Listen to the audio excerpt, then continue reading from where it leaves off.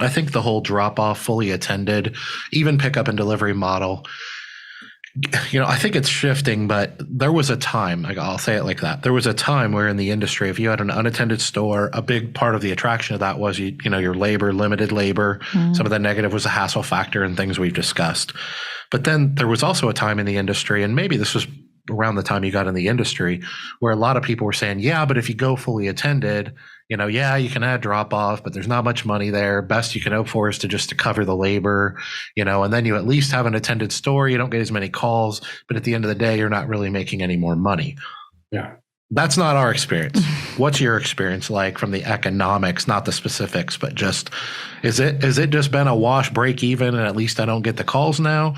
Or are these people that are sowing that narrative, and I'm not saying in some cases it isn't accurate, but I think that's shifting a lot in our industry nowadays. What's been your experience? I think it's shifting too. It's interesting because, like I said, I've been in this, but haven't been in this for 30 years. Right. Mm-hmm. So watching what my dad was doing at his stores that were attended, it was always never a thought to drive that further than to just take care of labor costs. Mm-hmm. In his perception initially. Now things have changed today, but back then that was the thought, was that, hey, if we could do some wash, dry, fold, we'll cover our labor costs, and then this store is as profitable as my unattended store. Mm-hmm. Okay. In my experience, if you're going to have a store that's attended, it's more profitable because you still have to account for that labor one way or the other if you're doing that model.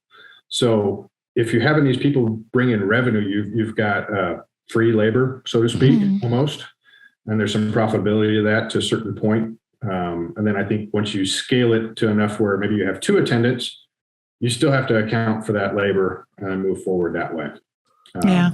But it has definitely changed over the time that I've been around in the industry to where it is now, where people are actually like, we can actually make money doing this, and it is profitable. The delivery side of it, I think, is an interesting aspect that maybe isn't for everybody, and that's okay.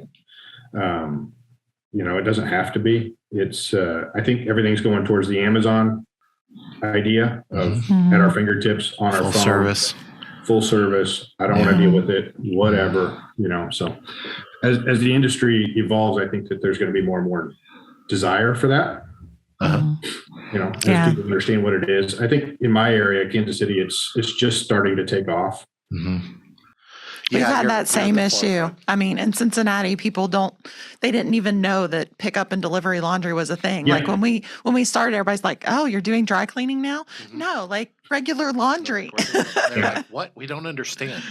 Like socks and underwear? Yeah. We have customers come to the store. They're like, what are you doing back there? Well, we're processing clothes. And they're like, you do that? Yep. I don't have to do my clothes here? No, you don't have to. We can come pick it up and take care of it for you. Yep. Oh, that's interesting. I mean, so yeah, even the people that walk in the door don't even understand that sometimes.